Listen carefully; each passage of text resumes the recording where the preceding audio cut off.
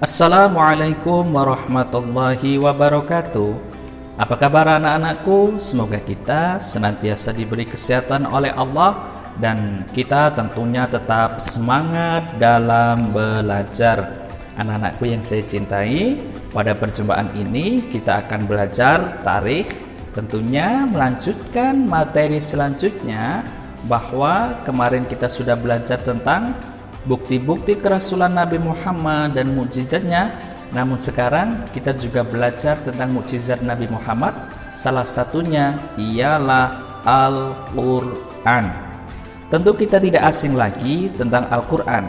Kenapa Al-Quran disebut sebagai mukjizat Nabi Muhammad? Maka silakan anak-anakku membuka buku paketnya di halaman ke-86. Mukjizat-mukjizat Al-Quran ialah: 1. Keindahan susunan bahasanya tidak ada yang menandinginya. Bahwa Al-Quran itu memakai bahasa yang sangat indah, maka tidak ada satupun orang yang bisa menandingi bahasa Al-Quran. Kalaulah mereka membuat bahasa indah, tentu susunannya akan menang Al-Quran. Susunannya pasti sempurna Al-Quran. Sedangkan manusia yang membuatnya untuk menandingi Al-Quran, maka tentu ada kecacatannya, sehingga tidak bisa menandingi susunan bahasa Al-Quran. Yang kedua, isi kandungan Al-Quran merupakan penyempurna bagi kitab-kitab yang telah diturunkan terdahulu. Sebelum adanya Al-Quran, ada kitab Taurat, Injil, Zabur, Nasikh, kemudian yang terakhir Al-Quran. Al-Quran datang itu untuk menyempurnakan kitab-kitab terdahulu. Isinya sempurna Al-Quran.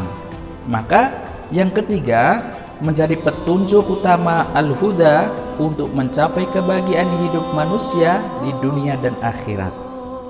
Al-Quran itu sebagai petunjuk, maka hudalil muttaqin, petunjuk bagi orang-orang yang bertakwa. Sehingga ketika orang itu mengalami kebingungan, kembalilah kepada Al-Quran, maka insya Allah Allah akan memberikan petunjuk kepada orang tersebut.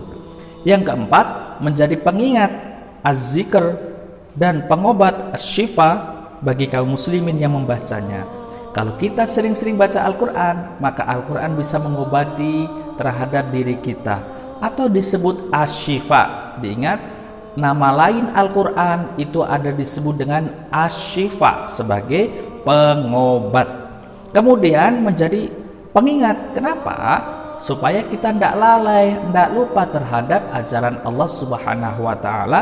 Maka selalu membaca Al-Quran dan juga membaca kandungannya, maka disebut dengan az-zikr, sebagai pengingat. Yang kelima, bahwa membaca Al-Quran itu termasuk ibadah.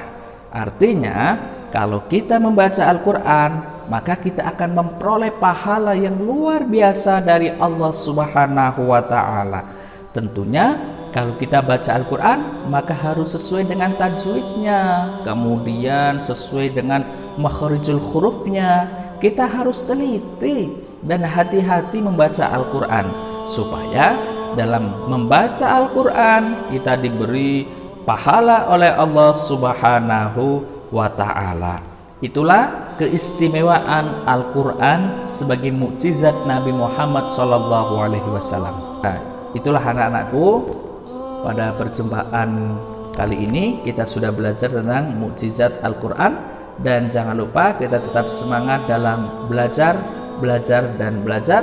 Persiapkan, sebentar lagi kita akan PTS, dan jangan lupa tetap semangat belajar. Sekian dari Pak Lutfi. Wassalamualaikum warahmatullahi wabarakatuh.